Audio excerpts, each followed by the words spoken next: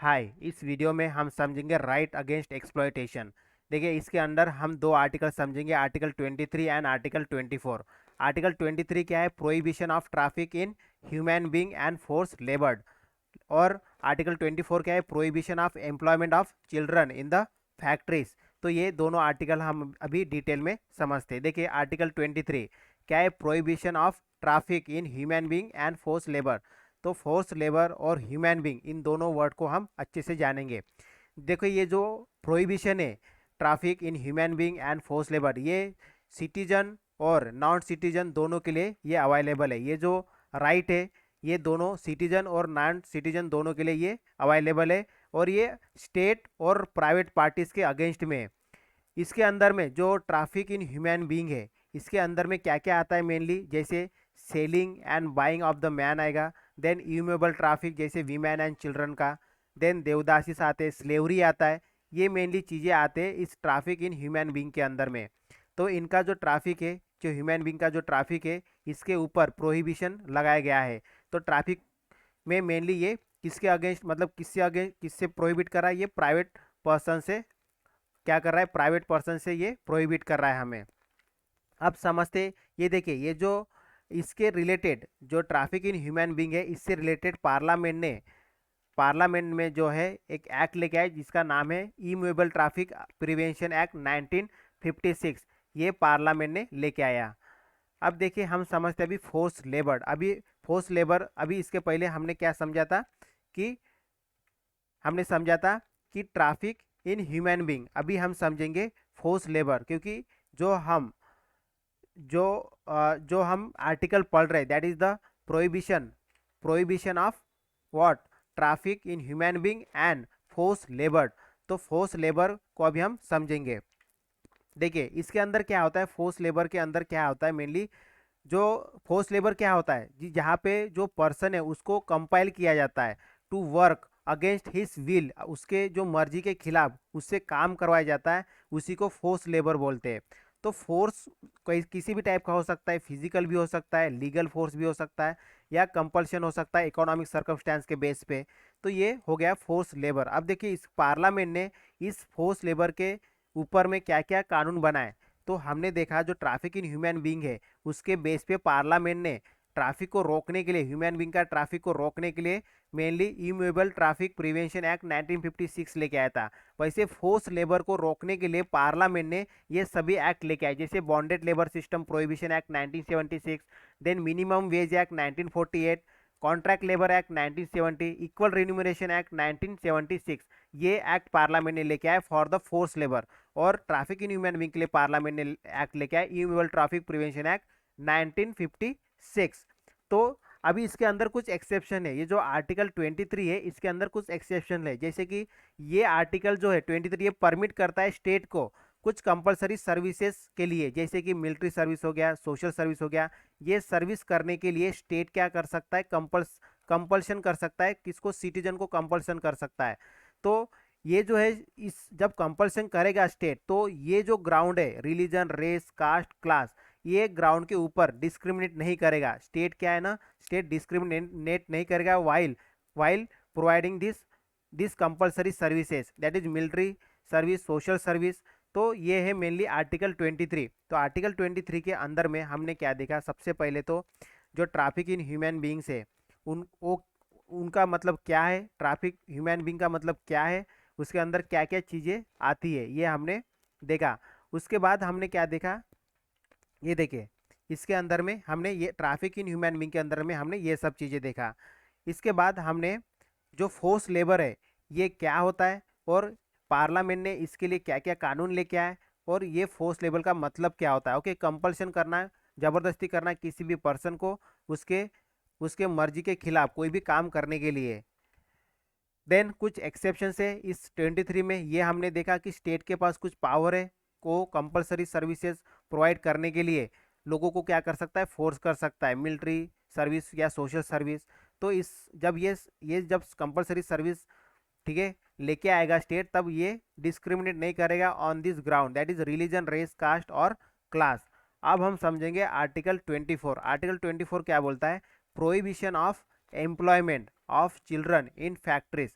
तो जो चिल्ड्रन का जो फैक्ट्रीज के अंदर में जो एम्प्लॉयमेंट है उसको प्रोहिबिट करने के लिए क्या क्या मेनली मतलब प्रोहिबिट करता है ये आर्टिकल 24। तो ये अधिकार देता है, फंडामेंटल राइट देता है चिल्ड्रन को कि वो अपने सेफगार्ड कर सकता है। जैसे कि इसके अंदर क्या आता है, prohibition of employment of children below 14 years. Okay, जो 14 साल से नीचे के बच्चे हैं उनको मेनली प्रोहिबिट किया गया है गवर्नमेंट द्वारा, मतलब मेनली दिस आर्टिकल 24 कि वो एम्प्लॉयमेंट नहीं कर सकते। तो ये कौन सी ऐसी जगह है जहाँ पे वो एम्प्लॉयमेंट नहीं कर सकते, जैसे फैक्ट्रीज हो गया या कोई माइंस हो गया या हजार्डियस एक्टिविटीज़ जैसे कंस्ट्रक्शन वर्क्स हो गया।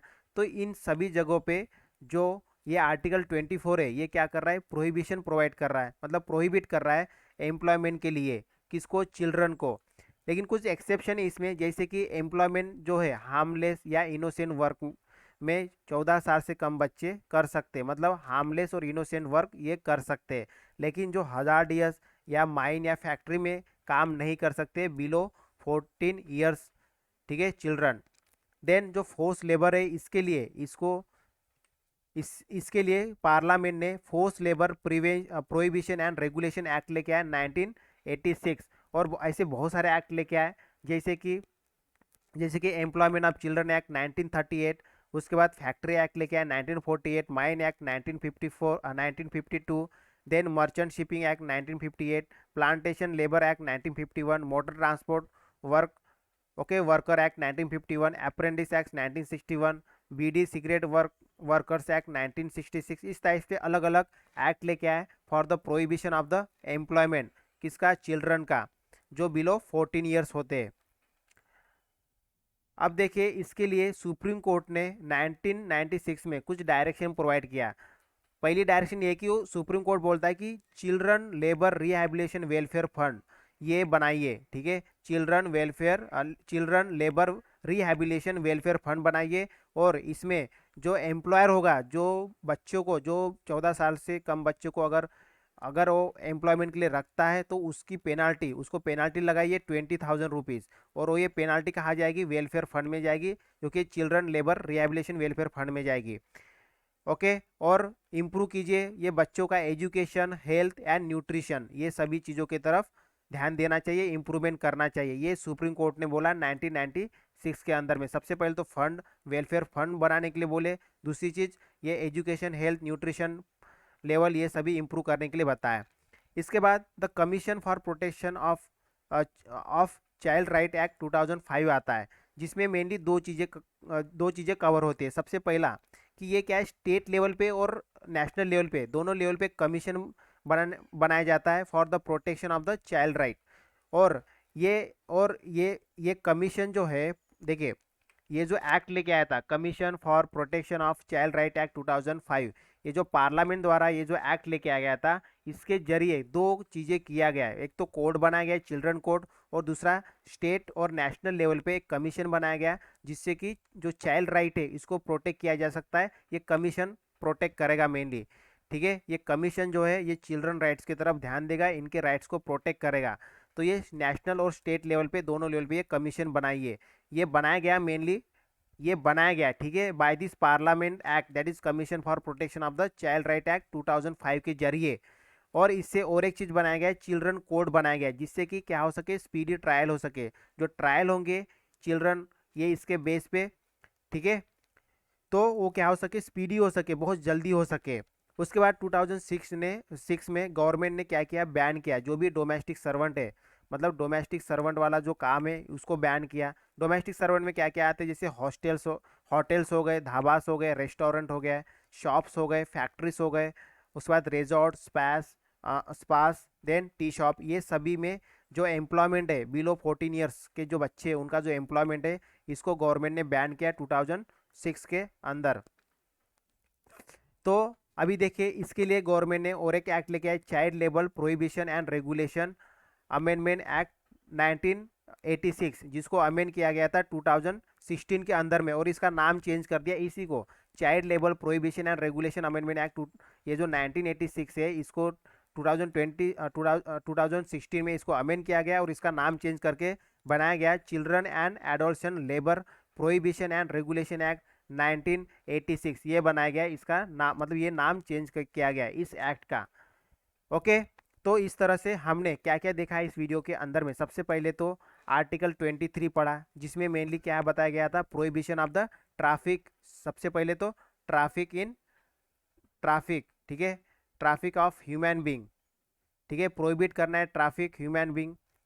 तो दूसरी चीज हमने इसके अंदर क्या पढ़ा कि फोर्स लेबर, ठीक है, फोर्स लेबर को प्रोहिबिट करने के लिए क्या क्या हमारे पास कानून है उसके बारे में देखा। और ट्रैफिक के अंदर में ट्रैफिक ऑफ ह्यूमन बींग भी बोल सकते हैं, ट्रैफिक इन ह्यूमन बींग, मतलब ट्रैफिक के अंदर में ह्यूमन बींग को प्रोहिबिट करने के लिए जो पार्लियामेंट ने क्या क्या एक्ट लेके आया इसको भी हमने देखा। फिर 24 आर्टिकल 24 के अंदर में हमने प्रोहिबिशन ऑफ एम्प्लॉयमेंट, जो चाइल्ड है बिलो 14 ईयर्स उनका जो एम्प्लॉयमेंट है फैक्ट्रीज के अंदर में, तो उनके प्रोहिबिट को लिए मतलब उस एम्प्लॉयमेंट को प्रोहिबिट करने के लिए पार्लियामेंट ने अलग अलग एक्ट लेके आया, जैसे child labour prohibition regulation act. ये सब चीज़ें हमने इस वीडियो में जानने की कोशिश किया, ठीक है। तो ये थे मेनली दी राइट अगेंस्ट एक्सप्लॉयटेशन, जिसमें आर्टिकल 23 और आर्टिकल 24 हमने कवर किया। नेक्स्ट वीडियो में हम कवर करेंगे right to freedom of religion. Okay, so that's all for this video. Thank you, bye bye.